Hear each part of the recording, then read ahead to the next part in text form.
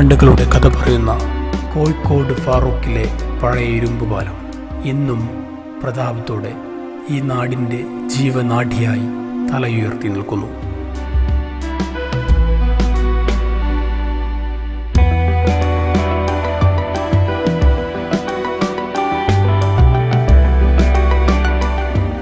ബ്രിട്ടീഷുകാർ ഇന്ത്യ ഭരിച്ചിരുന്ന കാലത്ത് യാത്രാമാർഗത്തിന് ട്രെയിൻ ഗതാഗതത്തിന് ഉപയോഗിച്ചിരുന്ന ഈ പാലം പിന്നീട് വാഹന ഗതാഗതത്തിന് വിട്ടുകൊടുക്കുകയായിരുന്നു.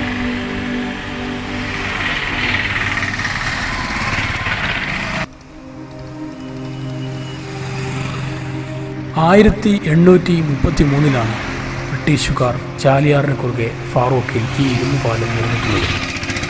ഇരുമ്പ് കൊണ്ടുള്ള കാലും തൂണുകളും ഈ പാലത്തെ വ്യത്യസ്തമാക്കുന്നു.